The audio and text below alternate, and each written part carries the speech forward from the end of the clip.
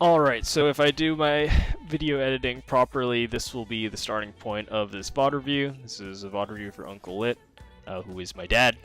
VOD reviewing for him. Good son that I am. Just gotta do what your dad tells you. And this is one of his Rumble matches, Microsoft Internal Rumble. Okay, so let me reorder the scoreboard real fast so I can actually look at the matchups. Okay, so I'm going to do a matchup by matchup breakdown, and then I'm going to do a team composition breakdown. Didn't get to see the draft order, but it doesn't matter too much. Alright, so we have top lane, we have Maokai versus Urgot. This is a pretty hard matchup for Maokai. Urgot has a lot of pressure in the early game. Technically, Maokai does outscale, especially 5v5. Maokai has a lot of teamfight presence, but he doesn't have a lot of good ways to interact with Urgot, who can basically just auto-attack pressure, shove him to tower. So Maokai's job in this situation is to farm as much as he can. This is a really bad matchup. For whatever reason, he has to play this matchup. Perhaps the Maokai was early picked and the Urgot was counter. I don't know. But yeah, this will be really hard for Maokai. The plus side is that because Urgot has to push because of his passive. Oh, my Spotify is still running.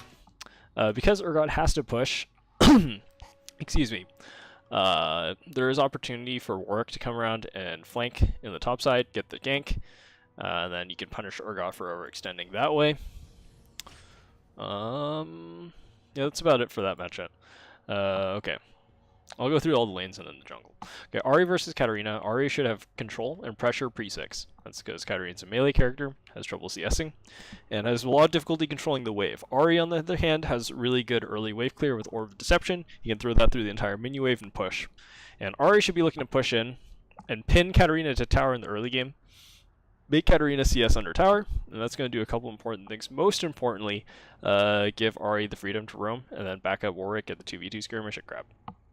So yeah, in general, if you don't know what to do, you should always push, unless pushing kills you.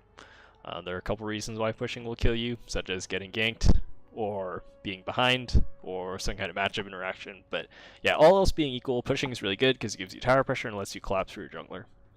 So yeah, Ahri can punish Katarina. Every time Katarina uses an auto attack to CS, she should be getting auto attacked by Ahri once.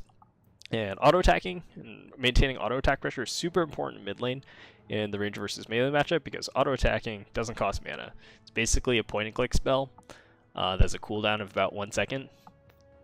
And if you think about it that way, that's super powerful. So you should use it all the time to push, to CS, to harass.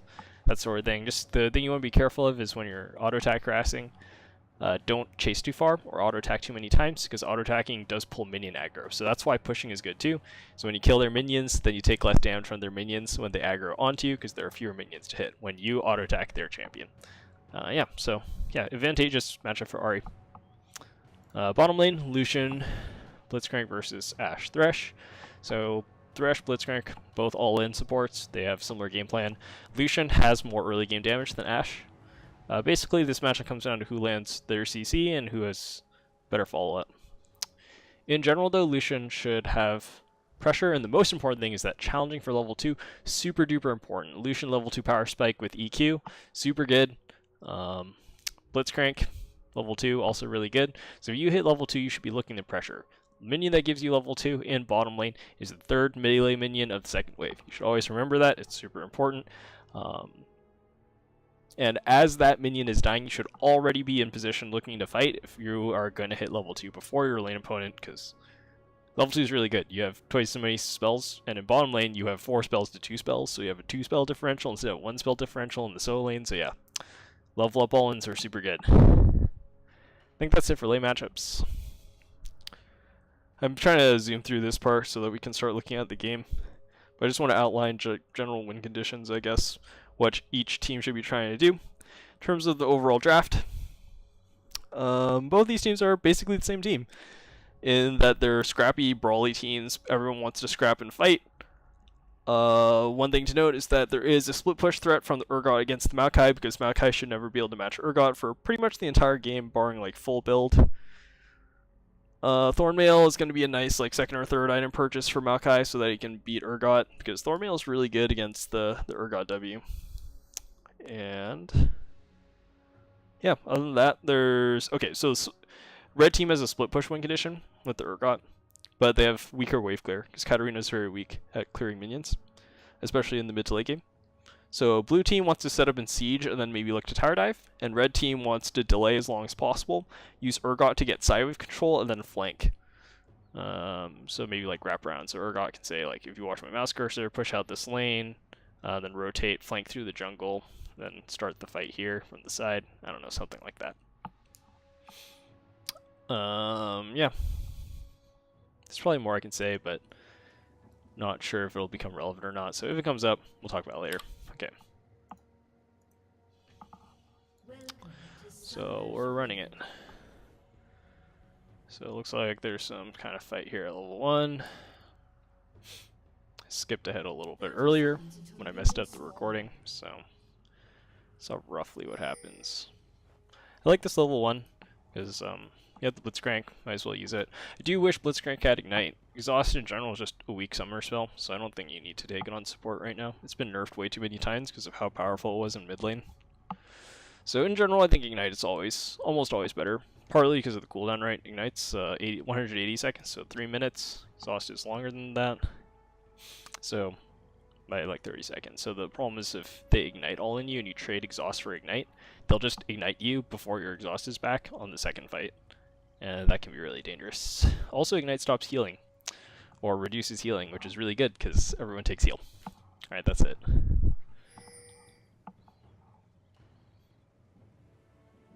Alright.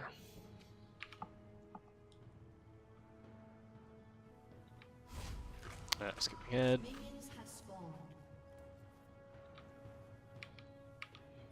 Alright, it's going to be a late invade. Okay, hold up.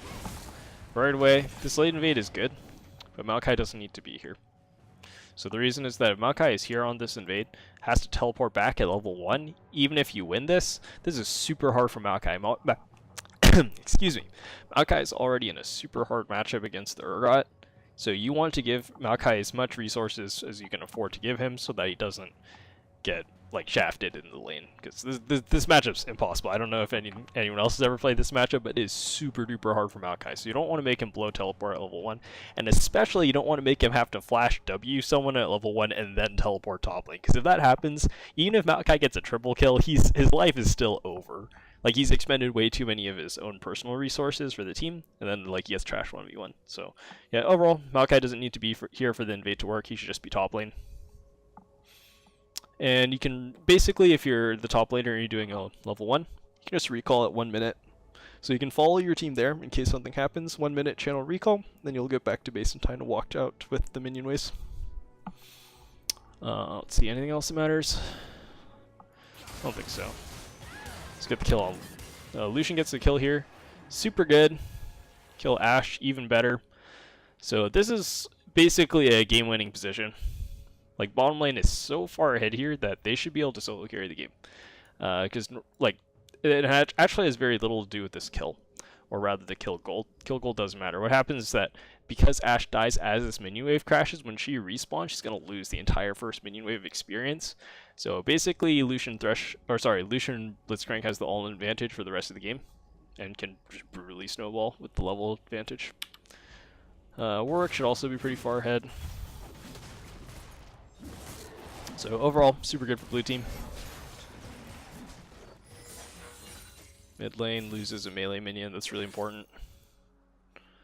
And splits the XP with Maokai. So both solo lanes are actually really far behind without needing to be.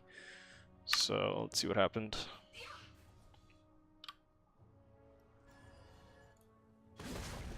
Yeah, so Maokai just need to leave sooner. Mainly Ahri. So, like, once you get the pick on Lucian, it's impossible for them to challenge. Especially because you see Urgot and you see Katarina. So these solo laners just need to get back to lane earlier, so they don't miss experience. And like, don't, like, I'm making this sound like a big deal, but early experience is super important. Like, if you're down 1 melee minion of experience, and like in a diamond, like, that will instantly lose you the game. Like, you walk to lane, you're down 1 minion, that's it. And like, you don't care about the gold even, it's just the experience. Playing around level up all-ins is such a big deal. So it's probably unlikely to get punished, but it's something to keep in mind and something to use to exploit if you see someone down experience.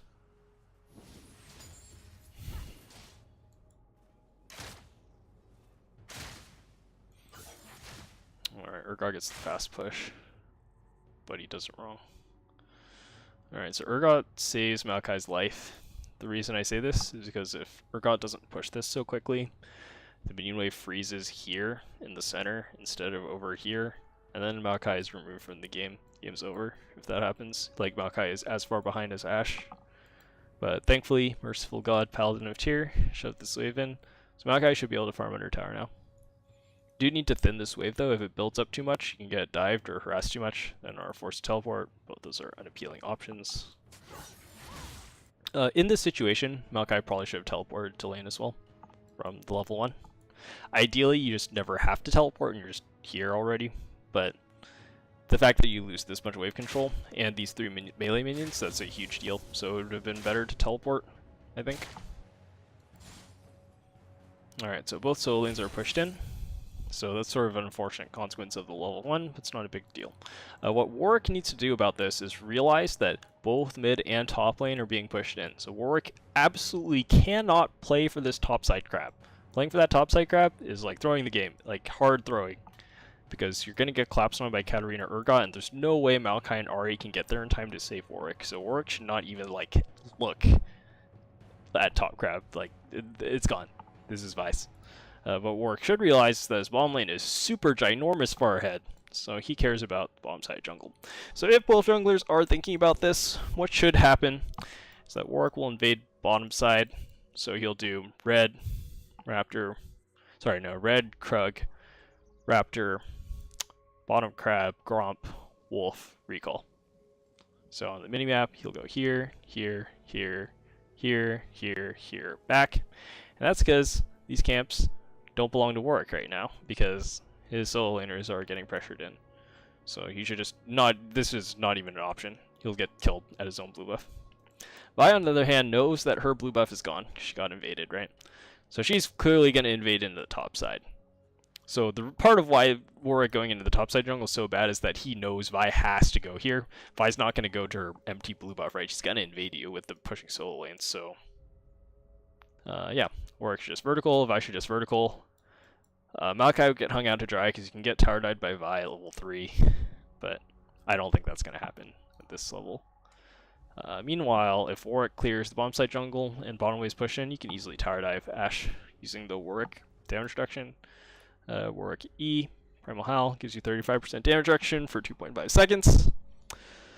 So you just like pop that, get aggro, hold aggro at the edge of tower range, drop, and then it should be like easy double kill at level 3. Again, I don't think any of this is going to happen, but I just want to explain like the abstract concepts of how you use your lane priority to back up your jungler. I'm spending way too much time on like the 2-minute mark, but this is all really important.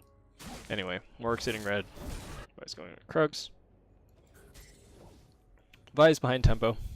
Okay, Warwick does exactly what I told him not to do, which is move into his topside jungle. This is just like asking to die. Like this is so dangerous. I don't want to reiterate too much. The other thing here is that there's all this vision here, right? So like this is such a safe invade. Even if Vi goes into her jungle here, you'll see her coming, and bottom lane has control. So your bottom lane just comes up and kills Vi if she goes here, right? So like the general rule is that like these are blue camps and these are the red camps because they're closer, right? But that changes depending on the situation. Just because they happen to be closer to your fountain doesn't mean they're your camps. It has to do with the lane priority and who can collapse. Because it's not like there's towers in the jungle, right? There are in lanes. So who has control is really situational. Depends on vision and who can come faster. Anyway, Warwick goes for the 3 buff play, which I think is greedy. But it's fine.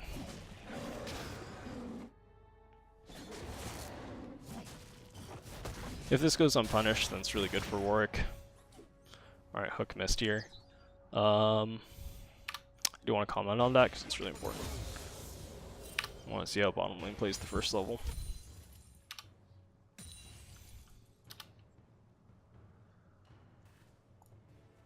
Alright, so this is after the blue gets captured. Bottom lane comes in. Alright, that third auto attack is really bad for the lane. The reason being is that, like, if you push too fast, you're not going to be able to set up level 2 all in. Keeping the wave in the center is how you snowball, because you're so far ahead. You have so much of an experience lead. You just keep the wave in the middle of the lane. Ashe has to walk so far away from her tower to CS. As soon as you hit level 2, you just flash Blitzcrank E, and the lane's won. It's over. You don't even have to throw hook. Just hold hook, flash punch. Ashe has to flash backward. You hook her out of her flash. It's like super free. And so that third auto attack on the caster minion is really bad. You need to slow push this, or at the like ideally you freeze it, but in practice it probably means slow pushing. You don't want to push this. If you push this too fast, you give out control. Ashe gets to farm under tower for free, and you throw your advantage. And that's really bad because your top laner is hung out to dry. He's given up his entire economy to give you this lane state bottom. So it's like your responsibility to play this super clean and make sure you snowball. So this is still fine.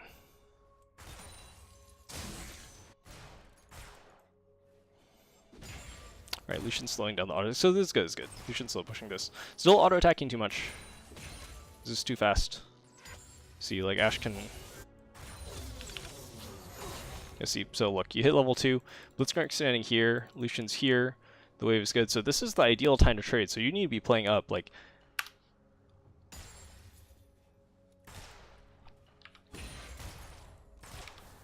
So it's... So this melee minion gives it, right? And look, right, as this minion is going to die to the minion aggro, so you should play as if you're already level 2.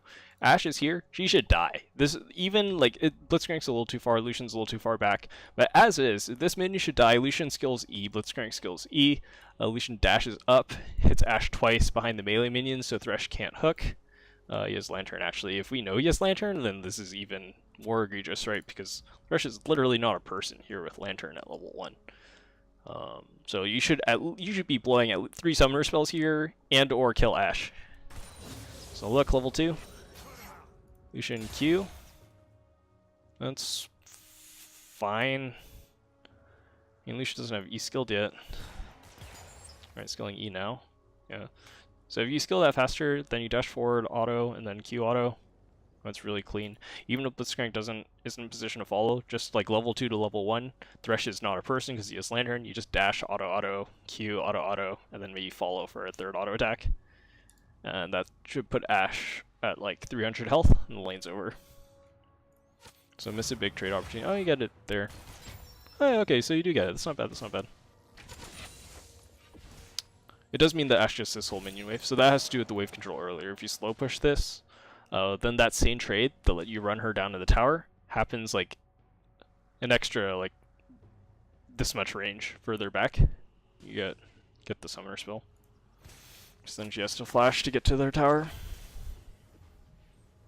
So, still good, still good. Alright, Blitzcrank should be playing further up, so this hook is bad. Alright, so it misses, but the reason this hook is unnecessary is because you can just walk out of the bush and E her at this point. She's too close. Alternatively, you can walk at her with E and then make her flash. So I think this is like a big misconception people have about skill shot supports, is that they try to fish for it, like Morgana Bind or like Thresh Hook or whatever, just throw it out and try to clip them. You should only throw a hook or like a bind or whatever, this applies to a lot of different characters, if you're 90% sure it's going to hit, maybe like 95% sure. Either that it's going to hit or that will force them to flash. If you're not confident it's going to hit, you should just not throw it. And then you'd be like, wait, why? That's stupid, right? You'll just never use any of your abilities.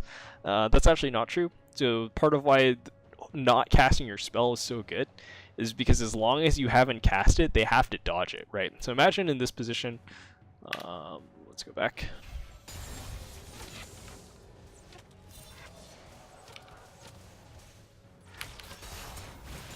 So in that situation, imagine Blitzcrank. Okay, I missed the time again. Sorry about this.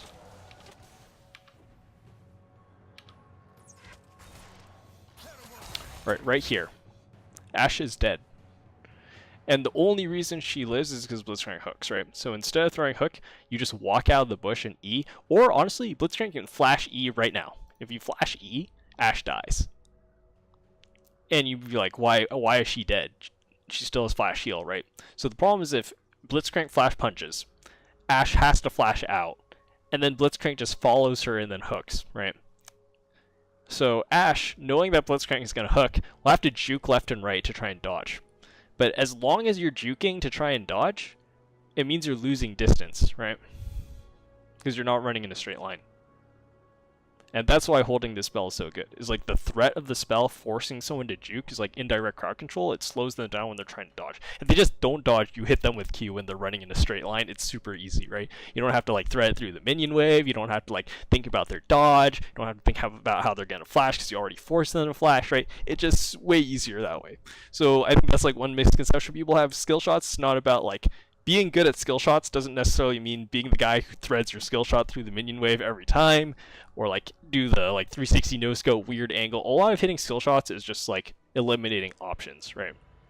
Or using your threat zone to force them to move in a certain way. And then once you force them into a certain pattern, then hitting skill shots becomes super easy. So the main thing is if you throw the skill shot too early, they don't have to respect the threat of it anymore, then they don't have to dodge, they just walk out. Anyway. So hook gets blown here. It's a big cooldown, 17 seconds, but you have 0 pressure. Thresh is still level 2, so he has Q, E, W. You don't know he has Q, but he only has 2 spells, and you know one of them's Lantern. Because presumably he was thrown at level 1. So you're still way stronger bottom. You can look to trade really aggressively. Nice dash from Lucian, dodge hook. Anyway, Maokai having a hard time in the difficult matchup that I described earlier. Ooh, very nice. That's some good trading from Lucian. So you have a lot of control. And remember that it's good that bottom's ahead now. Oh, nice. Force flash. So good punish there. You probably could have gotten more if instead of throwing hook, you just walk out with E first. But that's fine. Oh yeah, that's the other thing specifically on Thresh Blitzcrank. E into Q is way better than Q into E. Like, Q into E has longer range, sure, but if you're ever in a position where the range doesn't matter, you can just E them first, and then if you have the Flay slow or the E knockup, it means they can't dodge, and then you just hit Q on a CC target, so it's like super free. So don't forget that E, versus running up and punching them as Blitzcrank is a really strong option. A lot of times, like, your opponent will be confused because they forget that you can do that, and they'll keep trying to dodge your hook, right? And then you just walk in a straight line and punch. It's super tilting. So let's do another good option. That was okay. That was a huge throw. Okay, it worked. Okay, it didn't work. All right, so that was just unnecessary. It's not terrible because it's 1-for-1. You crash the wave, but it's kind of weird to say this, but this is not good enough because your top laner is suffering so much. You need to just slow push the wave. If you dive a little bit later when the minion wave's actually crashing to that tower, you can deny a way bigger minion wave. As this, the slow push is back. Oh no, actually it freezes here. So yeah, this is actually disastrous for Lucian. It's like a huge throw, especially because they're worth a shutdown too. So I'll go back.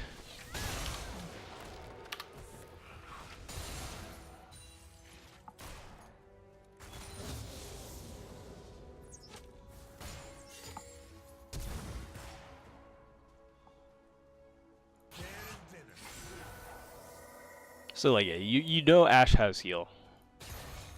If Ashe doesn't have heal, of course this is much better. I guess clearly Blitzcrank should be playing further up too, as well, but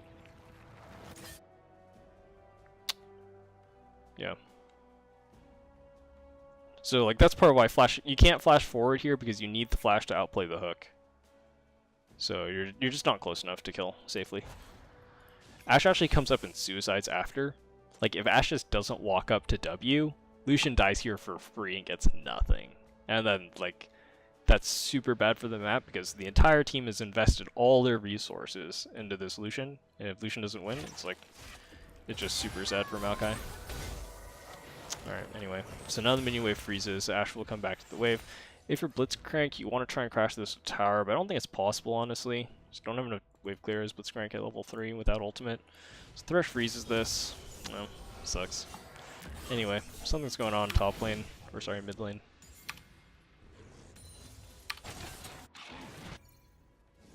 So Ahri's control, it's good. Should still be auto-attacking, so like Ahri's playing way too far back here. Ari needs to be like playing up here and zoning Katarina off the minion wave. Like Katarina should never be allowed to auto attack the minion wave for free.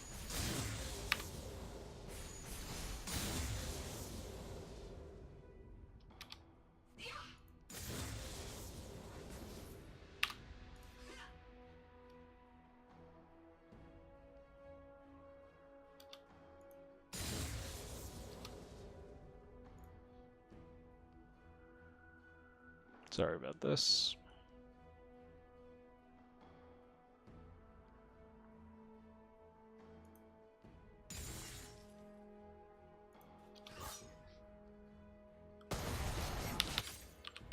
Alright, so remember that Ari got to lane late, right?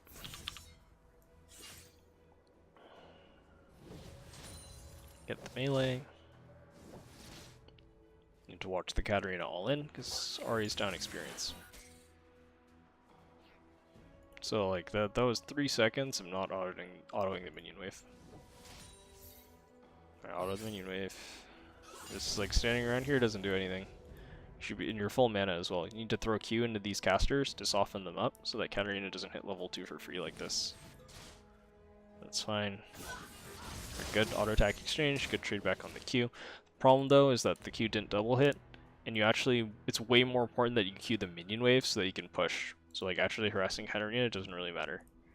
If you can harass Katarina and push the wave, that's ideal, right? But if you're just throwing Q to hit Katarina, it doesn't hit the minion wave at all. I'd rather just hit 6 minions with the Q than Katarina and no minions. Because the functional health differential, the payout is like bigger later. Alright, Katarina just eats, so like Ari should get 3 auto attacks on Katarina here. And, so it's 100 health for Katarina for free. You get this under tower. Ooh. Not great. So Katarina got a ward here. So Ari should have seen Katarina walk out of the lane toward the bomb side, so she should be pinging that there's vision somewhere in here. She doesn't know exactly where it is, but you know it's going to be either at Raptor Pit, in this bush, or in the pixel. So those are only 3 good places.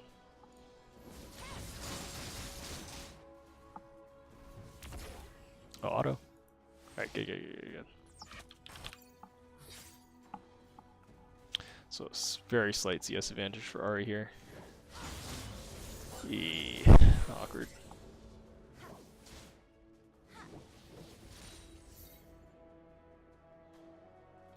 Here, Ari doesn't need to skill W at 3. Just put a second point in Q so that you have better wave control. This matchup is all about wave control in the early game. Ari needs to be pushing and using auto attack pressure to harass Katarina. Katarina hits level 6 with even farm as Ari. Ari has lost the lane. Or at the very least has not played the lane optimally. It's like, sort of the thing is like melee champions have higher stats to compensate for them not having range. So if you're even gold, it's actually just a slight disadvantage.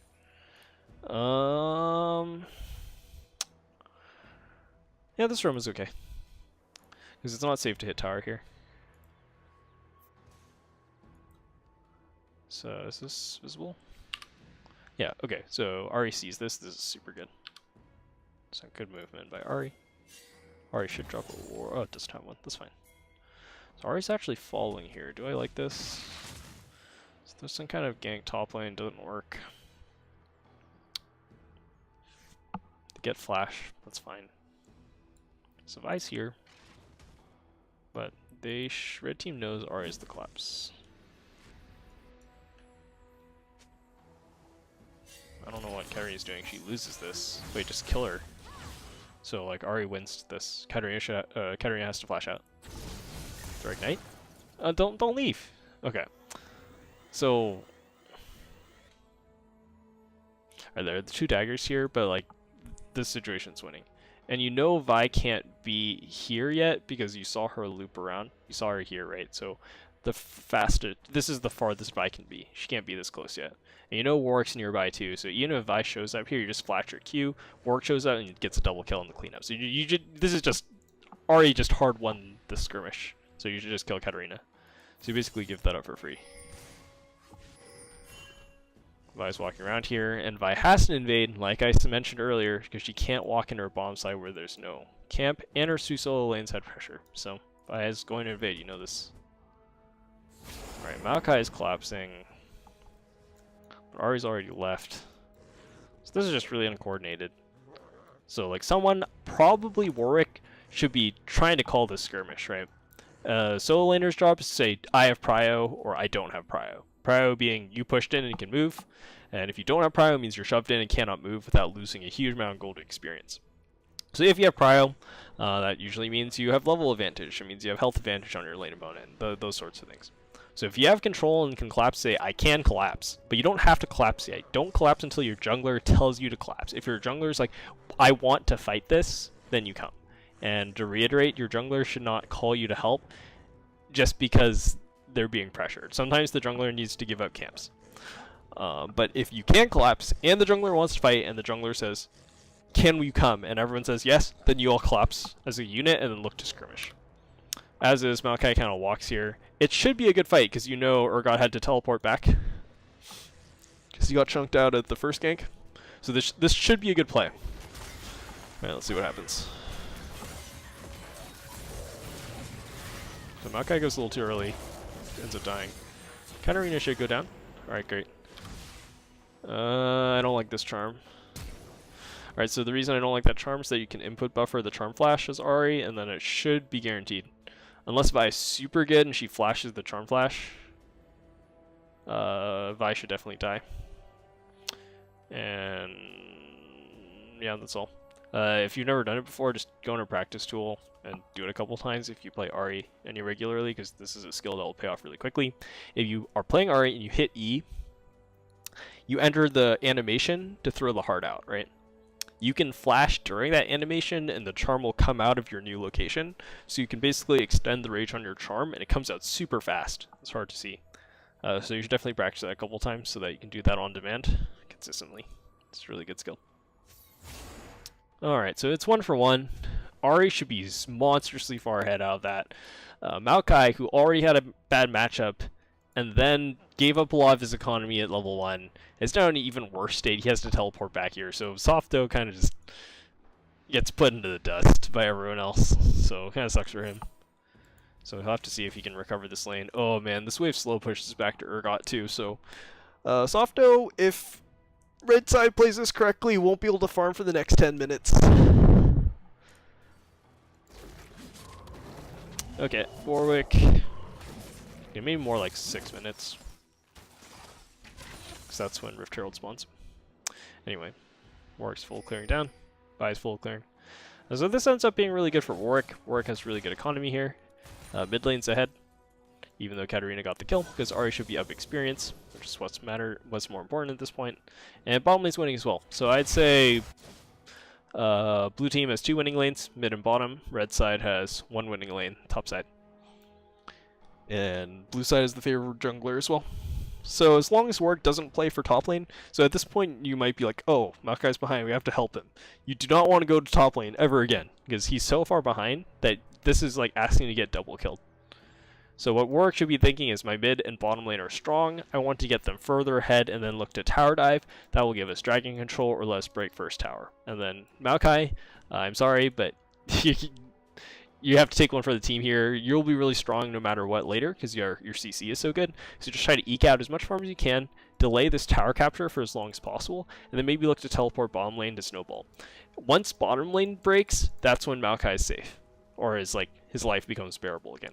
Because if you break this bottom tower, your duo lane goes top lane, you swap your top lane or bottom, and then you break the top lane outer, now that bottom's dead. And then that way, Maokai gets to farm against Ashe Thresh instead of Urgot, then it's way better for him.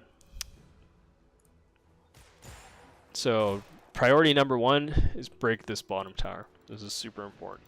Ahri should look to shove out after level 6, roam bottom. Warwick should try to synchronize with the mid push, and then they should 4-ban bottom. That's like the very clear game plan from this game state.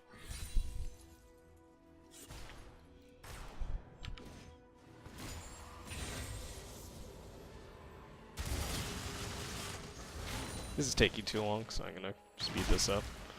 Warwick has tempo on the back, has Tiamat completion. Looks like you can work in Solo Dragon here, maybe. Katarina's falling the roam bottom side. Ash is getting super bullied, bottom lane super far ahead, so that's great. Maokai miraculously is like only down 4 CS. Is totally out of mana though, so we'll probably that CS gap will widen pretty soon. But honestly, like, Urgot is not punishing this hard enough.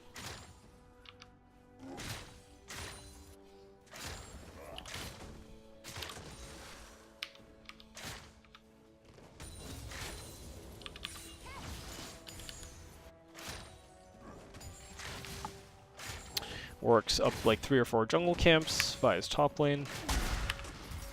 Alright, so she didn't pass over any wards.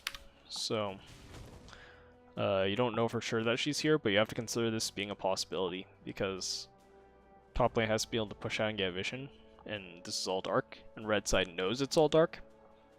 So as Maokai, you should be looking to freeze in this situation, even if she's not, even if you don't know that Vi is there. Good job clearing the wave with the Q. Alright, Urgot suddenly stopped pushing after pushing all game and trading really aggressively all game. You should be really suspicious. Like, why is he standing back here? Urgot should want to stand here and then auto-attack you every time you CS. So if he stands back here, that's really weird.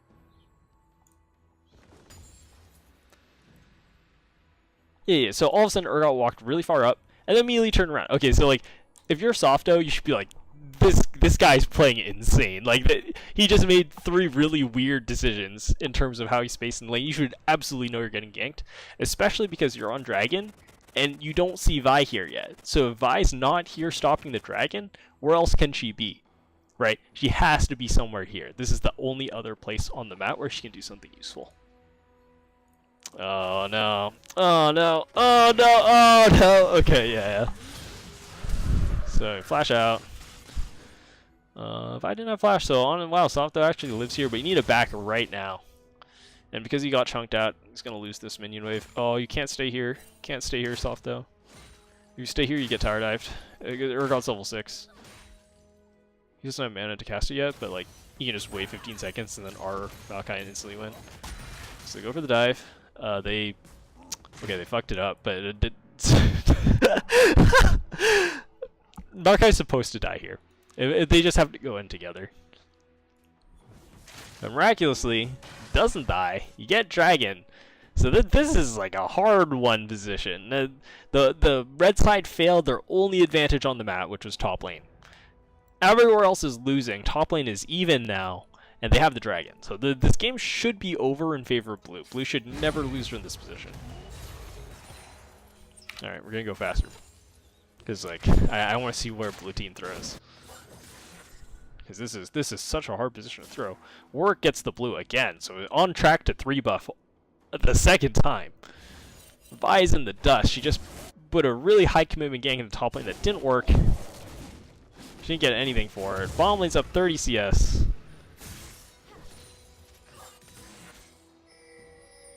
Okay.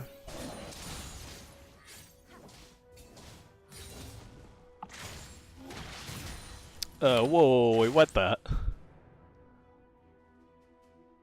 Okay, so Warwick hard trolled the route. And I get to be extra hard on Warwick because he's my dad. Everyone else, you have a little bit of extra leeway. I'll be kinder. Okay. Warwick. So you do red Krugs here? Why don't you do red Krugs? You know you're going to clear up to your blue, right? So if you know you're going to do both these camps, you should do Krugs first, then red, and then that way you don't have to back. So I know you're probably sitting on money here, right? It's not even that much. That's fine. You don't need to back here. You have nothing to buy. So if you're going to keep clearing, if you do Krugs red, that puts you in a position where you can actually move topside again. Whereas if you do red Krugs, you're forced to recall.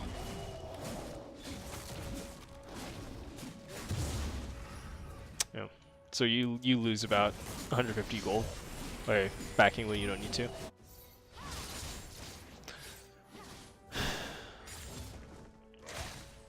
Maokai's still even farm. This is insane. Like, Maokai's life should have been over at level 1. Before the minion wave crashed, Maokai's life should have been over. And red team is like hard punted. So Softo's in a very playable position. You don't want to fight this if you can help it. You want to leave. Trading blows with Urgot is not good, because if you mess up, then Urgot Ultimate will execute you. So Maokai wants to stay as healthy as possible so he doesn't get tower dive by Urgot Ultimate. Warwick moves in the top side jungle. Okay, which camp is... what is this? Okay, playing for crab. That's fine, that's fine. So when you go for this crab Warwick, you need to be asking your team a lot of things. This is really important. Because you know Vi should be here again. Because this is literally the same route as the level 1. So, because we got the same buff steal. So Vi has to be in this topside jungle, right? Does Warwick beat Vi right now? Answer is yes, absolutely. Warwick hard duels Vi, especially because he got the 3 buff and is up golden experience. But you need to know if your lanes can come. We already talked about this earlier. Maokai's in a perfectly playable position, but that does not mean that he's stronger than Urgot. Urgot is still way stronger until at least like level 16. You can also see that Maokai is getting pushed in, so even though he's not down in health, he is down in minion wave control, which means he can't roam without giving up a huge amount of gold, because it's like cannon and everything.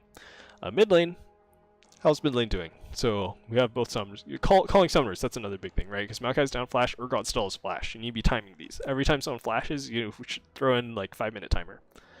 Flash cooldowns 5 minutes, 300 seconds. So you just add 5 to the clock. So if Ahri flashed right now, I would say 14:01 in chat.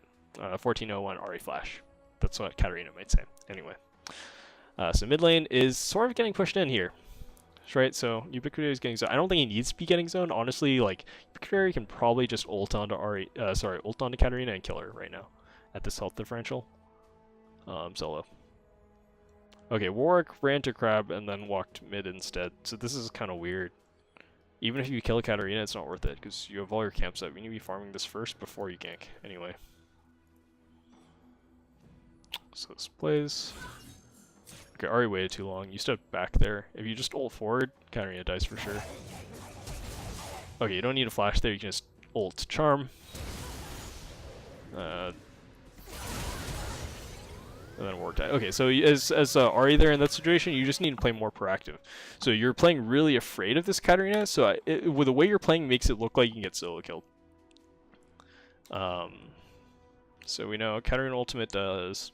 So let's say you stand the entire Katarina ultimate, which is unlikely because you have 3 dashes on Ahri. Right, so you should just dash out. But let's say you tank that whole thing. It'll do 500 damage, let's say, round up. Be really generous. So it'll do 500.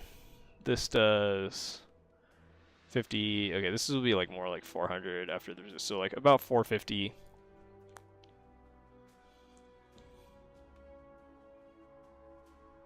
600. 700, 800. So you're about 700. So if you full tank every single spell and the ignite, Ahri can get 100 to 0 here. But that should never happen, right? Because you have 3 dashes and you have Charm and Interrupt Katarina ultimate. So it should be almost impossible for Ahri to die in this situation. So Ahri should be playing super aggressively as Warwick comes in, right? So right now, Ahri should already be ulting. So the first Ahri ult should come out as Warwick shows in a vision. So like this, so Warwick initiates this gank. Ahri should actually be going first in this situation. And that's because Ahri needs to dash on Katarina and force her to Shunpo or force her to flash, and that way Warwick can use ultimate. As long as Katarina still has flash up, Warwick can't actually afford to ult. So somehow Katarina just gets hit by this anyway. So Flash Charm misses. Fun. It was actually close enough that Charm Flash actually would have hit. So like it's kind of a silly thing, but just practice that in custom tool. Or practice tool a little bit. So Warwick commits to this, which is fine. Probably don't need to actually, because Ahri has the skill for sure. Yeah, actually, so the Warwick trolls a little bit by walking the tower. Ahri can clean this up. So it goes down to Vi afterward, and then there's no way for Ahri to punish here through the Aftershock. So that should have been a free kill. It goes 1 for 1, so it's still not even that bad. Still not that bad. The big thing is that Warwick dies with this whole jungle up. So that's part of why that gank is catastrophic, is that because Warwick dies and all his camps are up, he loses about 200 gold. So even though you get 300 gold, you only basically get 100 gold functionally because of the lost downtime on jungle clear. 80 mana. Okay, Ahri needs to hard push this. Hard push this, then recall. Alright, good, good. Throwing Q. Alright, that's fine. So get this to tower so it doesn't freeze, and then go home. Good, good, good. Channel recall, channel recall, channel recall. Good, good, good. That's fine. Top lane still having a rough time, but honestly doing way better for himself than he should be. Once you get the Sunfire Bramble Vest, should be fine. Oh, it's starting this fight. Okay, what's here? Okay. What are you doing? What are you doing, Dad? All your camps are up. You died, respawned, and ran straight top lane past 3 jungle camps. You're losing so much money. Even if you kill Urgot here, you actually get the same amount of money and less experience than you just farm these 3 jungle camps. So like, I know one of the things I brought up is that you're saying like, oh, if I only farm, like, I can't gank and then my lanes will lose. But the reason that's happening is because you keep wasting so much time ganking that you're not clearing. If you clear first and then gank, it'll be the same amount of time. I promise you. So just clear camps before you gank. You should never gank twice in a row unless you have a really good reason. You should be like 99% sure that both ganks will work if you gank twice in a row. Because like you're losing way too much money doing this. This is how you throw your advantage in the jungle. Look, the CS gap, it's already gone. And you were up like 3-4 camps. Like 3-4 camp advantage in the jungle is like a game-ending difference. You have so much of an experience lead. Anyway, so you do get this kill, thank God, because if you don't get this, like, your life is over, because you wasted so much time. So you need to crash this tower right away, so that Maokai can recall. Maokai needs to recall right now. All right, you go for one play. I guess this is fine. Yeah, okay, one play's fine, but you need to back right now.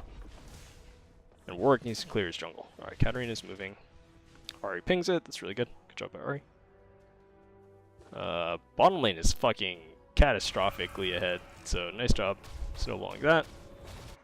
So overall, there was some execution fail all around, but overall the map is played out the way we anticipated, right? Bottom lane's winning and top lane is losing. Mid lane's even, which I think Ahri should be winning slightly, but it's a fairly close matchup. Infinity Edge first, that's interesting. That's something I see very often. I think Essence Reaver and Blade of the Ring King are both better first items. But like it's not the most pressing concern, so whatever. It's not the biggest priority right now, is all. Oh, okay. Missing charm like that can kill you.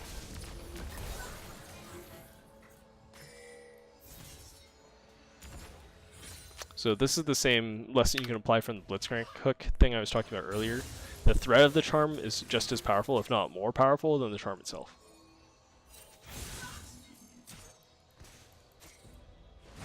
Yeah, so this charm is a mistake. And that's because Ahri doesn't have ultimate, and Katarina has ultimate. So best case scenario, you hit charm. She's stunned, right? So you throw out the Q and the W, maybe an auto attack, then you disengage. Like, whatever, right? That's a big chunk of damage. But Katarina can immediately turn and throw ultimate now that charm is down, because she doesn't have to play around the charm canceling her ult. So it's going to be an even exchange at best, and that's exactly what we see, right? Ahri, in this case, misses. And then since she knows that Ahri can no longer cancel Katarina with the charm, she just goes for it. So this is really good by Katarina, identifying that moment of strength. Now there's no charm, no charm, no charm. It's back now, right? So that was the word, like, so this is like a risk reward thing, right? So in that case, the charm did not hit, right? But even if it hit, the reward is not enough, because Katarina could have still done the same thing, and then she would be missing about 200, 300 extra health, but Ahri still would have gotten chunked out. Oh, Maokai is here. Okay, Maokai, you should not be here. Survival is your #1 priority, so you can't afford to like walk out of lane like this. You can go teleport bottom, but the only reason you can teleport bottom is because you can threaten to take first tower bottom. That's what makes it worth it. If you're just walking mid for a kill, even if you like kill this person like 3 times, it's still not worth it. You need to be trying to break a tower, because that's actually how you snowball in this game. Kills don't really do anything. The tower gold is global gold, and minion waves represent experience. So experience and towers are like way more important than any kind of gold income you're getting from kills. So Maokai's going to lose a lot of this, and more importantly, lose plates. And Urgot is going to become really powerful, and Maokai won't be able to match, because he's giving out too much economy. So as this Maokai, you need to be more selfish. You have to make sure you're strong enough to match Urgot. Because if you're not strong and take care of yourself, there's no way you're going to be able to help anyone else out later in the game. It's like when you're in the plane, and it's like you get the oxygen mask. Like, make sure you put on your own max oxygen mask before you assist others. So Maokai needs to be a guy who puts on his own oxygen mask and it's like, I need this farm, I need this experience, so that Urgot doesn't chain tower dive me for the next 15 minutes. Anyway, this fight happens. Warwick dies because Thrush gets the faster roam. In this situation, Blitz is falling, but it's too late. So if you see a fight and you're like, oh, I need to go roam, that's the worst possible thing you can do. Because once the fight is started, it's already too late. You can only move before the fight starts. Once the fight started, instead of coming to join this fight, you just stay bottom and then you break plates, right? So Blitzcrank can be down here hitting this tower. Even if you hard lose this fight, as long as you just break bottom tower in exchange, it's actually a winning trade for blue side, right? So red team just left their tower undefended, just break this. Don't have to fight. And this is the thing that my dad does all the time, is that he sees a fight happening, he runs to the fight. If you see a fight happening, unless you're already there, you actually should run away from the fight. You should run as far away from the fight as possible, and then trade something on the map to like get an objective exchange. Because the worst thing you can do is show up to a fight once it starts. Your teammates are clearly going to be dead by the time you get there. Even if they win, they're going to have won the fight by the time you get there anyway. So either way, you will not change the outcome. And then if you show up, either the fight's already run, you look stupid, right?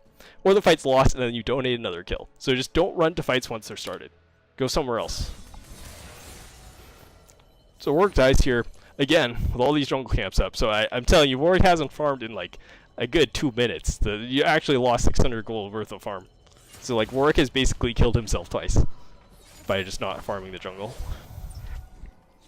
And Dragon's Son. Anyway, good job on Lucian taking this tower. Get all these plates. And Lucian is in a position to carry this game. It's going to be hard though, because with this eye edge, you lose out on your mid-game spike, early mid-game spike. And that's what you really want to snowball and carry the game here. So like Bork sustain would let you duel, lets you sustain against Vi, Katarina, lets you kite better. So I think Bork makes you self-sufficient, which is really important, especially because you know Maokai won't be able to frontline for you effectively. He's been giving up a lot for his team already, so you can't expect Maokai to be super tanky. So I think a Bork Lucian is much more self-sufficient, or Essence Reaver for the cooldown reduction. Right, so they offer different things, but mainly they offer safety. Bork gives you the active for the move speed, it gives you sustain, and Essence Reaver gives you cooldown for Relentless Pursuit. So it's fine. Irish will mean that he does do a lot of damage, so damage is good. Just make sure you're playing safely to accommodate that. So there's roaming here. Lucian should know he has to leave. Yep, really good. So let's go, Lucian.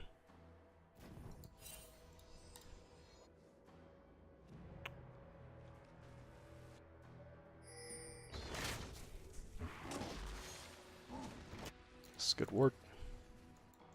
I spotted, so that should have been pinged. Maokai is still not nearly as far behind as it should be.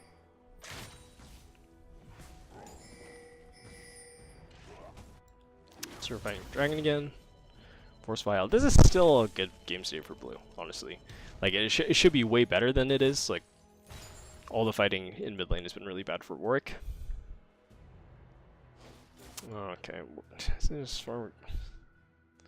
go farm something. Okay, good.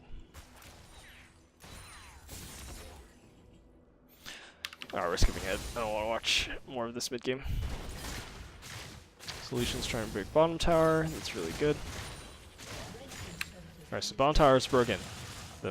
So you want to take Dragon first. As soon as Dragon's dead, you want to swap your dual lane top lane. And because that's where the objectives are, right? You got this tower here. You got this Rift Herald. Those are both super good. So you want to swap your dual lane top lane ASAP. Yeah. Because the dual lane, even no matter how far ahead you are, you have to be enormously far ahead as the dual lane to be able to hit tier 2 bottom tower safely. Because, like, their top laner can teleport behind you, their mid laner can roam. You should only pit this tier 2 tower as the dual lane if you're confident you can 2v5. So yeah, bottom lane should want to go to these safe outer towers, break these plates, these delicious towers, get that gold. Dragon's play though, so it's fine. Do that first. Alright, by the way, like Lucian is almost Flame Horizon Ash at the 13.5 minute mark. Like, this is like an unimaginable advantage.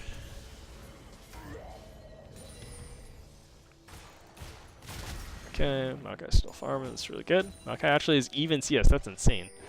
So Vi's up here, This is fine though. Maokai doesn't necessarily have to play back because Vi should be mid right now. If Vi shows top lane, then Softo should say you should explode mid tower because you have a 4v2, right? So this is fine.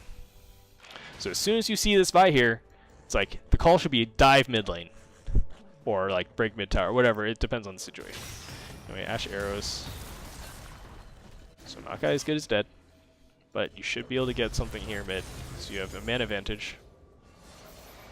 Everyone left, and then recalled. Okay, so this is trolling, right? Maokai gave his life. He sees Vi. He gets Vi ultimate. He gets Vi flash, and it's like, you guys need to take mid tower, right?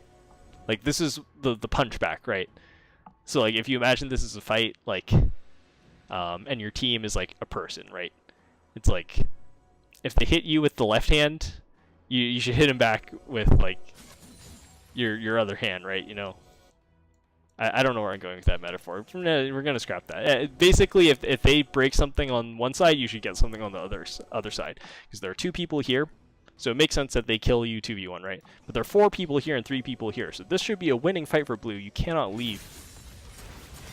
So get the right, but like everyone's gone already. So even though it's a good hook, Lucian has to stay.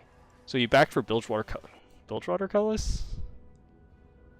Yeah, that's fine. But you back for Bilgewater Cullis, that's not enough of, like, I know it feels bad to be sitting on that much gold, but this tower has to go down on that rotation. Otherwise, it's really hard for Maokai. Because now Maokai has nowhere to go with this tower still up. Because Maokai wants to go bottom, but with mid tower still up, it means that bottom lane can't go top, and then Maokai can't go bottom. So then Maokai's forced into going top lane again. So it messes out the entire rotation if you don't get the tower take. The other thing is for Lucian, if you're gonna be building Bilgewater Cutlass Bork anyway, you just go Bork Infinity Edge. Like, the one item is better, and if you're gonna end up with the same 2 items at the end of the day, then you might as well build the better early game item earlier instead of going Edge Bork, right?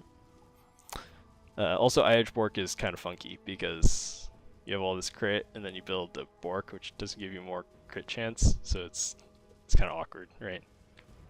Like Bork into Rapid Fire and then Infinity Edge third is a little cleaner, because then the Rapid Fire attack speed synergizes with the Bork on hit effect, and then the Infinity Edge crit modifier synergizes with the crit chance on the Rapid Fire cannon. So this is just a suboptimal build. It's not a big deal though.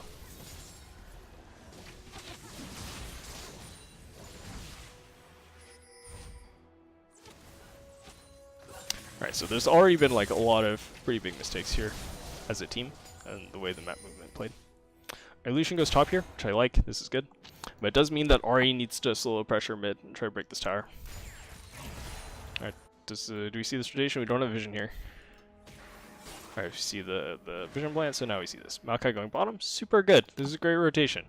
It works a lot better if mid tower is dead though, because that way you can push this wave in and get control. And then Rift Herald captures easy, because the minion wave will be further up, which gives you better vision denial. As this is fine. This is actually a really good lane allocation. One thing you should keep in mind though is that Maokai does not have teleport, so you should not fight this. Fighting this is hard throwing. Because like there are 5 people here. You see Urgot, right? You know that their whole team is here because no one showed bottom yet. So if Maokai's uncontested and you're Maokai, right, you should be screaming like, no one is matching me, no one's matching me, you're 4v5 topside. Don't do anything, I'll get pressure bottom, and then they'll lose minions on the tower as soon as I crash it. So blue team needs to get the hell out of here, right? I know there's Rift Herald, right, but you have to give this up. The play instead should be to rotate mid and then trade Rift Herald for mid tower. So we fight. Vi fought without ultimate, so the Vi also messed up. If Vi just plays that patiently, gets ultimate, this is a really strong fight for red to get back in the game. Anyway, oh, wait, Lucian, where are you going? Wait, what? Are you going mid? Where are you going mid? Okay, yeah, you don't need to go mid here. You just need to hit this top tower. If you leave here, then there's no one to cover top lane, right?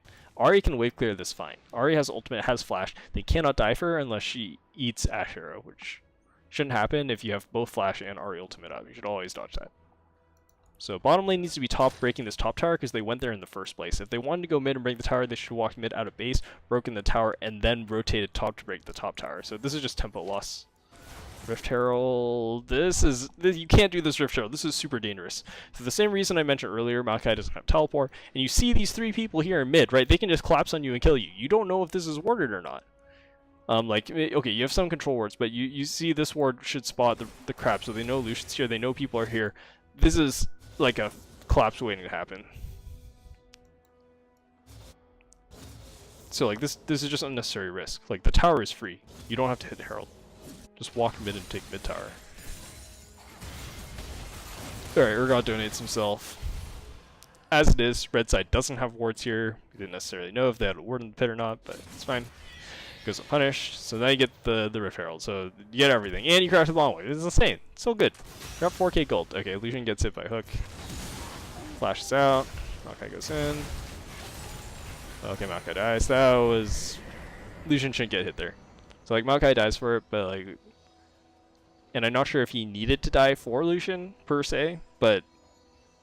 Yeah, no one should get hit by anything here. Especially when you have... do you have advantage? No, you're even, man. And you should be breaking this tower, because it's too low.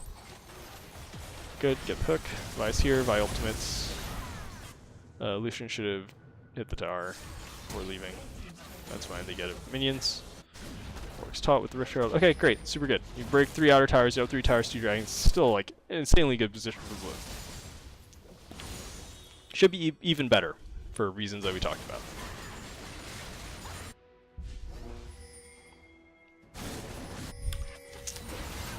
Should make sure this is recording properly.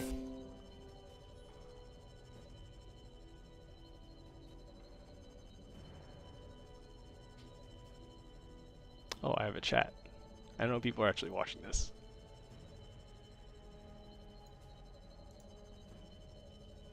Okay, yeah, you guys have fun talking. Anyway.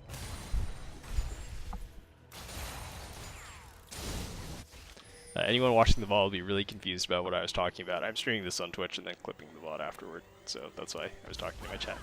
Or not talking to my chat, talking about my chat, talking to the rest of my chat.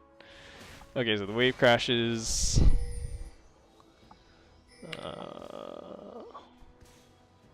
Dragon spawning. So you're playing for dragon, that's fine. You can play for dragon, that's good.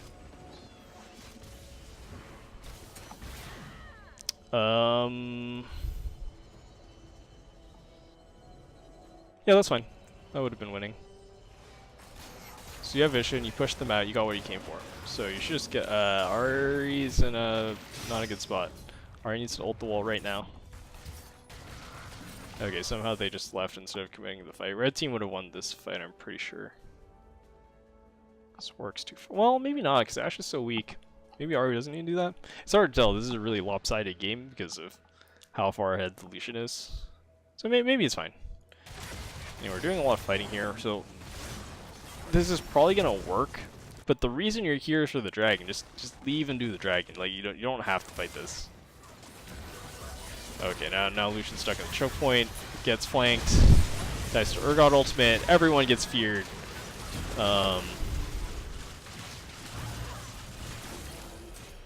And okay, so that's how they throw the game. Okay, the story has been answered. Okay, so that was 4v5, right? Because you know Warwick's not there yet. You know Warwick's hitting a dragon. Presumably Warwick's calling the dragon. If Warwick hadn't said anything, this is trolling. And this is not one person's fault. This is a team failure. So if Warwick wants to do the dragons, like we're doing dragon, everyone should have left a long time ago. As soon as you force them off of the pit and you get all this vision, the only reason you need to be here is to establish the vision line so you can see them approach the dragon. Then you can turn off when they come to you at the dragon. But if you opt in this fight in the choke point against Urgot, like Katarina, Ashe, that's the only way you lose, right? Your Lucian's so strong, the only way he loses is if he gets hard flanked. Because if you ever take a front-to-back team fight, Lucian was out DPS Ashe forever. So this was really bad. Super bad, especially because people were worth shutdowns. Warwick should not be hitting this either, because they definitely know that, like, where else would Warwick be? Yeah, okay. Has to flash, so he did not have to flash. And the reason he flashed is because someone did not call that Vi ultimate was used. If Vi has ult here, then Warwick has to flash, obviously, right? But someone should have called that Vi dad no ult, and then Warwick knows he can walk out safely. So he blows flash for no reason. Alright, red gets dragon. Still shouldn't be that bad. Like, blue is still really far ahead. So that was terrible, but Blue was so far ahead before that happened that they're still up 2,000 gold and 1 dragon. So it should still be fine. Okay, Warwick, why are you here? Like, Baron's out. Like, against a good team, Red rushes to Baron out of base, gets Baron, and then the game is over. So, like, this is like a game-losing place to be as Warwick. Alright, so you slow push this. You should be backing right now. You cannot push this. Okay, good. Alright, mid lane is way overextended because you know Warwick's bottom and the Lucian's not with you. You have some vision, so maybe you see Vi coming, but like you don't have all the angles covered. If Vi comes from this side and flanks you with ultimate, you all die, and then you lose Baron. So mid lane should not be this far up when you don't have your team. Doesn't get punished.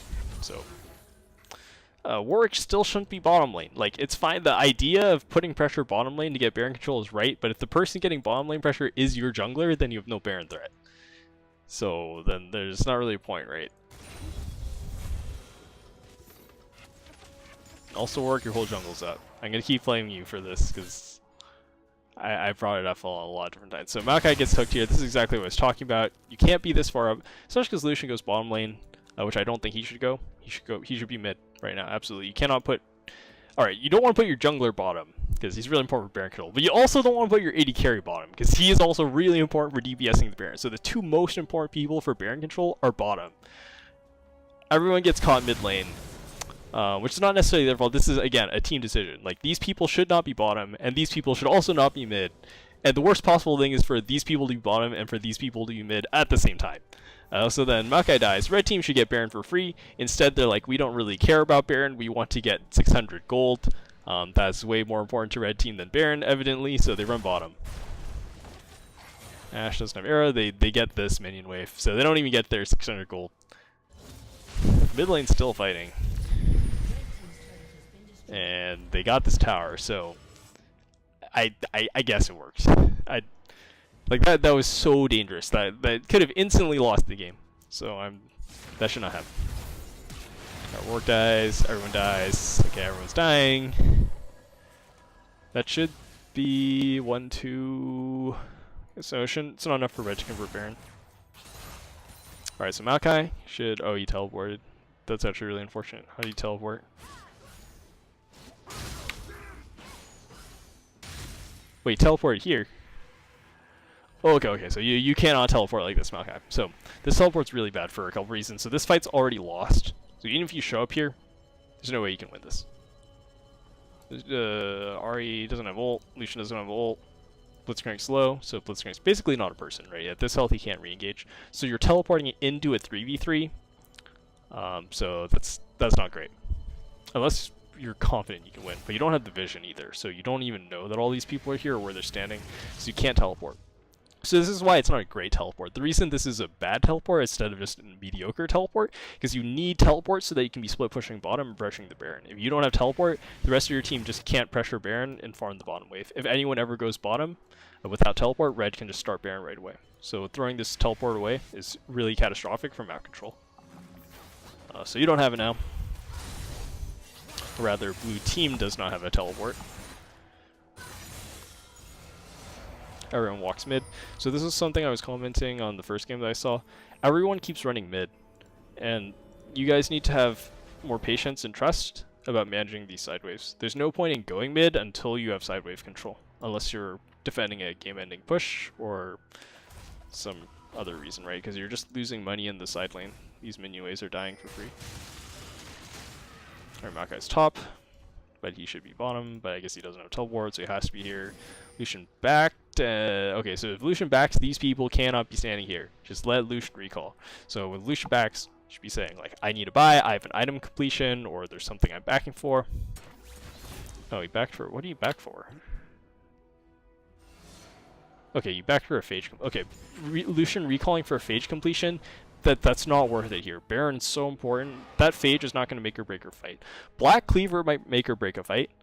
So if you have Black Cleaver, then you can say, don't do anything, don't fight, just wait. I'm going to have Cleaver when we show up again, and then we can win that team fight. If you're backing for a phage, that's not enough reason to back, because if red team is good, as soon as you're back, they can get wards over this entire jungle, and you'll never be able to walk in this area ever again.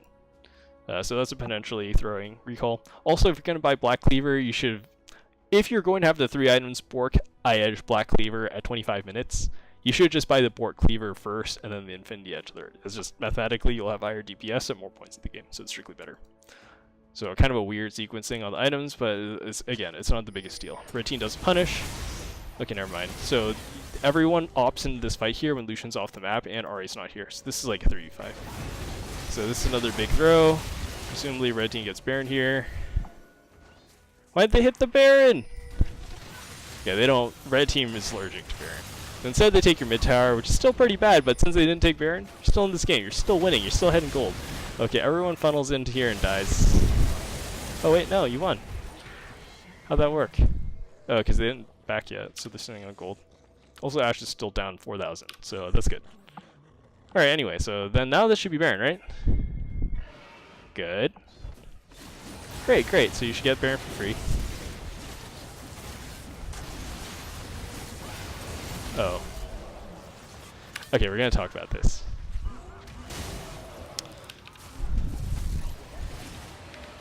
Alright, so you have Baron. They're down 2 members.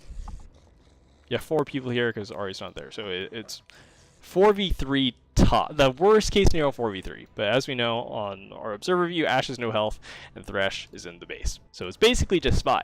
So the only way this situation is bad is if Vi steals this. So first of all, everyone should have had 2 control wards when they left the base. As it is, people still have control wards when they're doing this. There should be a control ward in the Baron bit. So 1, if you're ever doing Baron, someone should have placed a control ward in it. So this ward is here. So you see Vi, right? So even though you don't have the control ward, okay, fine. Let's say you were literally out of control wards. We know here that we have control wards that should have been used to stop the vision, but we see Vi coming, right? So this ward from Warwick, it's good. You see her coming. You know that she can steal. They're even jungler level, even if there was a level differential, it's basically a 50-50 smite, because Vi can go in for the steal. And there's not enough damage to pop her instantly, especially if she gets Aftershock with her ultimate. And since she has vision, she can ult over the wall.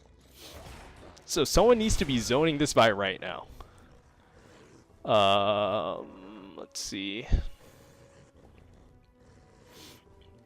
So Blitzcrank should probably have gone over to this side of the wall. Because Blitzcrank is not going to do appreciable DPS. Makai is already tanking. So Blitzcrank is here, just like standing in front of Vi, so you can't get over the wall to steal. That's fine. You can throw a punch. You can stand inside and hook her to the side. Whatever. Just Blitzcrank can body block it, force Vi. So that's called zoning, right? Zone someone from the pit. It's kind of harder to do from blue side because of this wall. But yeah, someone should be over here in one of these bushes, getting control so that Vi can't just walk here for free at like 50% health. As it is, as Warwick sees this, right? When you see this, Warwick can actually flash over the wall and interrupt this. So Warwick, so they see this, right? Everyone sees this. There's the ward here. So you have to do something about it. Someone should go block it. Alright, so you go to block it, it's too late though. So either you need to zone and block. The other thing is that as she comes over the wall, you know she has, you see her coming, right? You can just stop hitting Baron. So Smite does whatever. 720 damage. If everyone just stops hitting the Baron when it's at 1,500 health, you just wait. And you know that red team's too far, right? So if you just wait and leave the Baron at 2,000 health, it works better if you have the control ward, right? Because then Vi can't see the health. She has to guess. And then if you just stop hitting it at 1,500, she comes to the wall and it's like, shit, I can't smite. It's too healthy. Vi dies for free. Then you turn on the Baron. So there's a bunch of things you can do to prevent this from happening. Anyway, the steal happens. You're still ahead goal, but this is officially a bad situation now because Baron buff is super powerful. Dragon. So you get the dragon. Sounds pretty good. Got a pick. So their Baron power play is actually quite weak now. So they're down a member. This ended up being much longer than I expected it to. So I'm gonna speed through the rest of it. Gold is still really far ahead for blue. And really importantly, that gold gap is in the AD carry position. Lucian is so much stronger than Ashe. It should be impossible for red team to ever win a fight, because Urgot can't do enough damage by himself. And Ashe is so weak. Who also is building Bork Infinity Edge instead of going Bork Hurricane Infinity Edge, which is a suboptimal build. But that's fine. I've accepted that fact now. Blitzcrank gets hooked here, while Lucian is managing bottom wave. So when Lucian's bottom, you should be giving up this tower. The call should be, we're not defending this tower, back up, back up, back up, back up. Give Lucian the bottom wave. When Lucian is here, we can fight. So you should not even be standing past this line while Lucian's bottom lane. Everyone should be standing here waiting for the minion wave to crash after this tower dies. You're giving this up. Alright, now we're fighting 5-4. So I don't imagine blue team wins this, especially because all their gold advantage is on Lucian. Look. Right? The entire gold lead, like Lucian is more than the entire gold lead. So not only are you down a person 4v5 here, you're actually down gold because blue team has spent the entire game funneling all their resources in this Lucian only to fight without him, right? Then there's no point. Right? Umberbeer comes in, tries to salvage this. Wow. It worked out way better than I thought it would. Okay, wait, so this is still really good. You guys, does blue team? I'm pretty sure blue team loses this, right? I'm not sure how that's possible from this game state. It's still so good.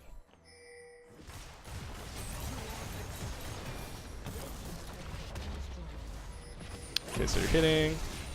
Oh, whoa, whoa, whoa, what's...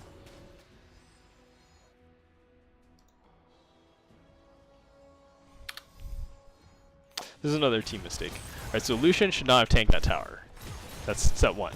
Alright, Lucian did tank this tower. He's low health. The only person up is Ashe. Thresh for 3 seconds. At this point, you already need to be having a conversation. I think it's safe to hit mid tower, especially because Lucian has the lifesteal. You can lifesteal on the minion wave. You can get this one tower and then leave. But you can only, it's really, really close. So everyone has to agree that that's the play if that happens. If Lucian backs, these people shouldn't be here anymore. If Lucian's like, we can't do this, it's like, and it's hard to know what the optimal decision is, right? It's a tough situation. So whatever makes the call, it has to be unanimous. It's better that everyone make the same bad call than for 4 people to make the best call and 1 person to make the bad call, right? Everyone needs to be unanimous in their decision. Otherwise, if you do the split call, it's the worst possible thing. So Ahri and Blitzcrank go to hit this tower while Lucian recalls. Remember, Lucian's all the money on the team. So these people are just donating kills. Right, they end up not dying. But they basically stood here for no reason, right? So even if you leave, you delay your back timer, it means that you come out of base slower, you're going to have delay on setting up your vision control coming out of base, so you're just losing time on the rotation. The only reason to be here hitting the tower is if Lucian is there, because Lucian's the person who's actually damaging the tower for you. Okay. That's that. Taking these camps is fine, I guess. Alright, we're going faster. It's still so good for blue. I don't understand.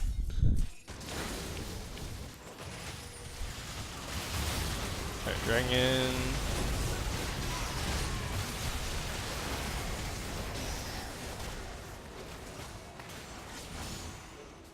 Okay, we lose this fight somehow. We're gonna look at this. Alright, first of all, red team starts the dragon. Blue team's challenging, blue team's challenging. That's fine. This is still fine. Although Warwick should not be here while this is happening. So now red team has the flank. Lucian is trapped. So you don't need to be fighting this, right? Your number 1 priority as blue team is, our Lucian's ginormous. All we have to do is stop Vi, Urgot, Katarina from getting on our Lucian. Lucian will destroy their entire team. So these people don't need to be here. These people need to be here with Lucian, right? You need to be zoning Vi. If you see these 3 delicious carries, right, you don't care about that. Like, all you care about is where is Vi ultimate. Because Vi ultimate is what's going to kill Lucian. And until Vi shows on the map, everyone should be just bubbling for Lucian. Alright, so they find Lucian, he gets grabbed, Ashe arrow gets thrown, but really good flash by Umberbeer actually, dodges the Ashe arrow, because if he dies there, the game almost ends. It's like catastrophic. Everyone's still fighting. Now, another reason why this fight doesn't need to happen is that we have these waves slow pushing into their tower, right? So you don't actually have to fight, you just have to stall them at the dragon, and these waves crash the tower. So the blue team should be trying to disengage already.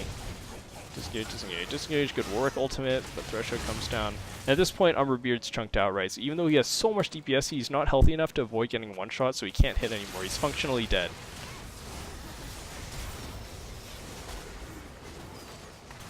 Okay, so it's still not that bad. It's a 2 for 3. Baron is spawning, though. That's the big problem. So if red team's really good, they run straight to Baron and do it, but they don't do that. Instead, they do Dragon. So this still should be fine. Dragon's worthless. Doesn't matter at this point in the game. Baron's what matters. Okay, for build order thing, don't build Black Cleaver and Lord Doms. It's anti-synergy. So Black Cleaver reduces their armor, and then Lord Doms shreds percentage armor. So when you lower their armor, your Lord Dominix becomes less effective. So you never want both of these armor pen items unless they have a ton of armor. Like, they need to have like 6 armor items for this to be mathematically efficient, which is like, it never happens. So you should never have Black Cleaver and Lord Doms. Only one of these. So you'll lower your DPS because of that.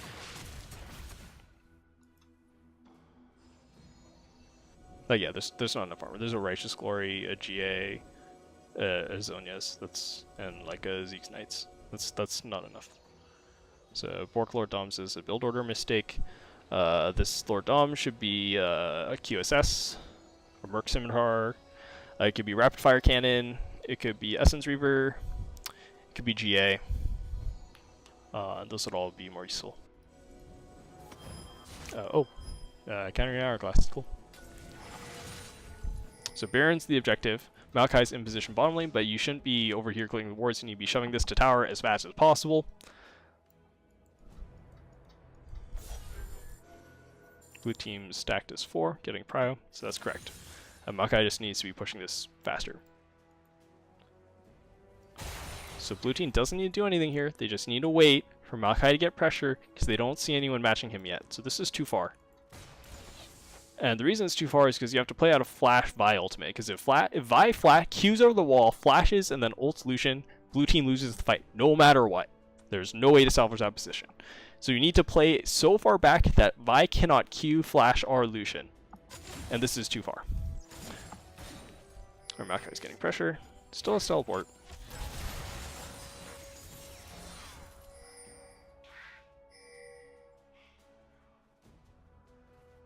Alright, great. So Maokai crashes this wave for free. Is in position to flank. There are really good teleport wards for here. So blue can look to fight now. But they should start the fight with Maokai teleport. The other play, which is also fine, is just let Maokai hit this tower. That's perfectly acceptable. With the caveat that if you see red team go to kill Maokai, do not follow them to Maokai. Just walk to Baron. And then if they kill Maokai, you get Baron for free recall, and then you win the game. Alternatively, they go to stop you at Baron, and then you leave, and then Maokai's still hitting the tower the entire time. Both of those are really good outcomes. So this is still fine. Oh, yo, don't throw that hook, Blitzcrank. That's scary, dude. Because you don't want to fight. Fighting is the only way you lose, because you're waiting for Maokai to get this tower for free. So no fight. Okay, they get the Urgot teleport. That's really good. Maokai could have just killed the tower to prevent the Urgot teleport. That would have been really good. But as is, this is fine. If you're not confident, you can break the tower. Whatever. In this case, Maokai definitely could have broken the tower because Urgot didn't teleport the minion, I think. Urgot teleports the minion. It's fine. Yeah, see? At this much, I think you can kill it because you have the cannon minion. So you break that tower, then the teleport cooldown goes down. If Urgot's a good player, he teleports the minion wave, and that doesn't happen. Either way. And Maokai leaves. You know Urgot has no teleport. Maokai has teleport. You run straight to the Baron and do it. Baron's free. It's over. You win the game by doing Baron because you blew the Urgot teleport. It wins the game. So someone needs to be calling Baron right away. Maokai should not have to flank here. This is not how you leverage the TP. Right, so you already won the rotation by getting Urgot to teleport bottom. You just teleport straight to Baron, run everyone Baron, DPS the Baron, you win. Yeah, that doesn't happen. So everyone's grouping mid here. Alright, now you go to Baron. So that's fine, but this is 20 seconds too late. Because now Urgot already got to manage the bottom wave, already got to regroup mid, already everyone gets to follow you to the Baron, so the window is gone. It's a really knife edge play. So everyone's skirmishing here.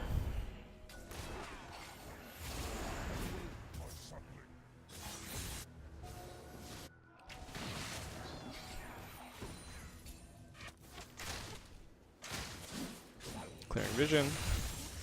The team gives it mid priority. So this is kind of awkward, right? Everyone gave up priority. You got to position the pit. You have to start this to make them come to you. Otherwise, they're just going to push down mid and then inhib you before you respond. So blue team needs to do something. Their bottom wave is crashing, which is good. Push up, get control, rotate to Baron. Alright, so blue team, Do you have to do anything here? No, you don't have to do anything. So you have this minion wave, right? This is going to build and then pressure the inhibitor. Someone on red team has to go home to stop this wave or they lose bottom inhibitor for free. When that happens, then you hit Baron and then get it for free because they can't challenge 4u5. So just wait, do nothing. Okay, you get the hook. It's on Thresh, force the flash, that's fine. You need to leave. You don't have to fight this. Remember, the only way you lose is if Vi gets ultimate on the Lucian. You have to do everything in your power to prevent that from happening. Right, Vi goes in by herself, so that's good. Alright, I'm gonna slow this down.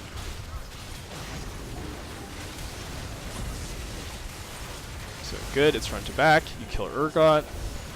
Ashe goes down. Vi's here, but she goes into GA. Yeah, you should win the game here.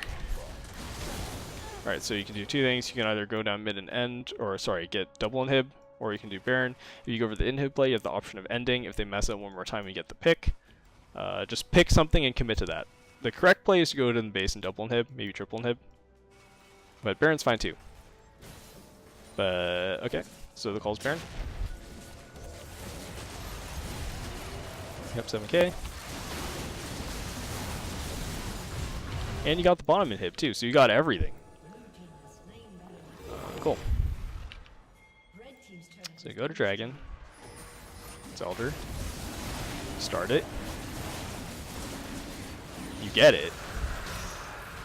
You have 3 Dragon Elder. You're fighting, so this is good. Oh, wait.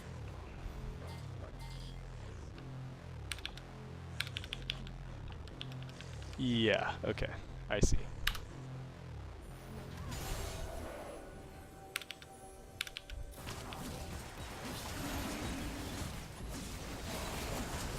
Alright, so this is fine. Up here, it should be impossible to lose. You're up 10,000 gold, you have Elder Dragon, and you have Baron. And you have the bottom inhib. So the only way you lose is if you fight in this tiny choke point and then get AoE wombo comboed by Urgot, who's the only relevant member on the red team. So everyone goes in, and by everyone I mean Maokai goes in, and then Lucian wants to fight, and all these people are leaving. So again, you can fight here, and it's not a great fight, but you'll still win, because you're just up too many stats. Or you can leave, and then rotate to mid and take mid inhibitor. But you cannot send 3 of your people to leave, and then 2 of your people to go win. So it's another split call. So I feel like this might be the problem your team is having, is that no one is calling anything, or no one's respecting the call, or there's some kind of communication problem, where not everyone is on the same page about what you're trying to do. And the way you prevent that is not by talking now. At this point, the conversation is too late. This fight is lost positionally. The conversation needs to be while you're hitting Elder Dragon. Whatever you're doing, whether you're hitting Baron, whether you're pushing mid, you shouldn't be talking about what you're doing right now. You need to be talking about what you're doing next. So while you're hitting Elder Dragon, someone should be saying, okay, after Elder we're going mid. After Elder we're going mid. Or someone should be saying, after Elder we're going to turn and fight, we're going to turn and fight. And that plan can change, but it needs to be one step ahead of what's actually currently happening. And if you have that conversation before the situation happens, you don't have the split call like this. Alright, so Lucian gets flipped in their team, so this is the worst possible situation for Blue. The only way in which you lose the fight, which is Lucian getting Vi ultimate, happens. So you lose Lucian, and then instead of disengaging, everyone's like, oh, we have to help Lucian, but it's too late. So then everyone funnels in and then dies afterward. Presumably. So this Ashe, who has been in the gutter the entire game, finally has 3 items, and then stands still, attack moving. And since you're up an entire person, and that person's 80 carry, blue team loses the fight. It's still not even that bad a loss. Like, Ahri still keeps Baron. It's ugly, but it's still fine. Blue team's still really far ahead. You have the bottom in it, and you got an Nexus Tower. It's still really good. But that can't happen again. Because Ashe actually can outscale Lucian. Not in terms of damage, but in terms of safe utility. So there's another fight here, and this fight is really bad because, again, 2 people are top lane and then 3 people are mid. So like, what's the game plan here? So if you know it's fine for these people to be up here, but if that happens, you shouldn't be looking to hook, right? You should be looking to just do nothing. Stand mid lane, pull pressure, and then these people will push. So you take a look at blue side vision. You see 3 people, right? But you know there are 5 people enemy team. And no one's top lane yet, so you have to assume that these 5 people are here. Even if they're not there, you have to play as if they are, because the risk of you instantly losing the game is too high. So you just wait for this to build pressure, especially because Ahri's your Baron carrier. So you get the hook into a fight you don't want. Urgot actually dashes away, I think, instead of just killing you. But still probably too much. Ash Arrow hits. Warwick and Lucian, their thought process is, we need to leave right now, Blitzcrank's dead. We cannot save it. So don't fight this. So it's 3v5. Maokai can never get there in time, even with teleport. Thai finds Lucian. Oh, doesn't want to ult for some reason. So that's good for you guys. And everyone dies here. Maokai comes instead of pushing top lane, which is, again, when the fight has started, it's too late to come. You need to be there before the fight. Once the fight has started, push somewhere else, trade on the map. You can no longer challenge directly. Ahri has Baron, so she should get this tower. She gets it, she gets out safely, has ultimate to escape, should be free. Okay, so it was really bad, but it's still a really good position for blue here. Should still be easy win.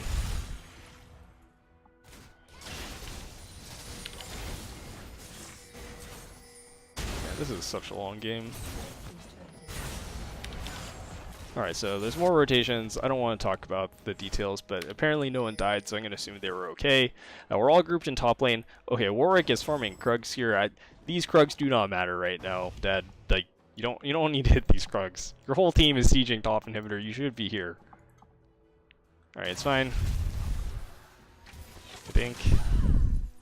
Okay, that could have been really scary if I was in range of Lucian. Oh, Warwick, what's the hold up? These Krugs don't matter. Alright, so your team just lost like 3 minion waves of pressure because you did Krugs. Those Krugs did not matter, I guarantee you. Okay, so this is the really dangerous part because red team has all their inhibitors back. If you get aced here, it doesn't matter how much of a tower lead you have. You're up 9 towers, doesn't matter because you get aced and they don't have inhibs down. They can snowball and like push through your base and end the game, especially if they chain pick you. So you have to be really careful here. You're still really far ahead. You're still up almost like 8,000 gold, but you just have to be careful. That's all. So you have this wave crashing. It's good. Baron spawns. So red's 5 stacked. You're waiting on the wave. That's good. Whoa, Warwick just walks in there. You can't walk like this. So everyone else is disengaged. Lucian's here. Oh my god, that was... There's no reason to stand here. Especially because you have this wave crashing. All you have to do is sit here doing nothing until they go home to defend their minions. And then you do Baron for free. Ash Arrow hits the Banshee's Veil, so they still can't engage. Still really good. Our red team will have to start the Baron. So do nothing, wait for red team to start the Baron, because if they don't start the Baron, they lose their entire base of minions. So don't do anything. Wait for them to tank the Baron, then punish them when they trap themselves in the pit, because you have the Maokai ultimate. So they're engaging. Keep kiting out. This is good. This is still fine.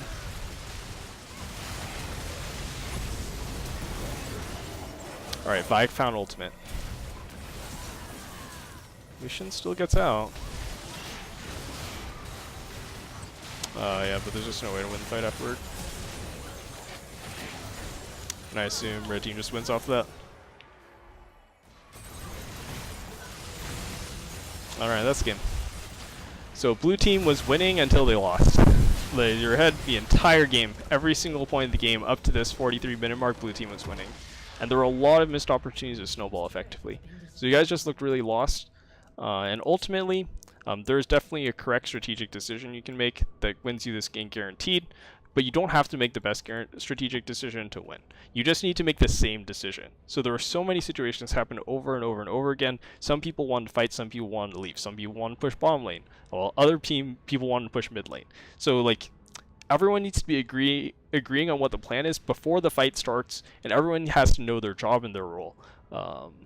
Partly strategical on the map, who's positioning where, who has teleport, who doesn't. Also, in terms of the team fights, Lucian is so powerful. He's so much stronger than Ashe that all you have to do is guarantee that Lucian lives, and the only way Lucian can die is if he gets hit by Vi ultimate. Everything else can be dodged by Lucian dash. A Vi ultimate cannot be dodged. So everyone's #1 priority is we need to keep Vi off of Lucian, and that would also have helped. Okay. I know there's a lot to unpack there, and I went through that really fast, and I also spent a lot of time on the early game. But I think the same general idea, if you can boil this down to one lesson, is everyone needs to agree on what the plan is. Okay, so I guess I'm gonna wrap it up with that. Thanks for watching.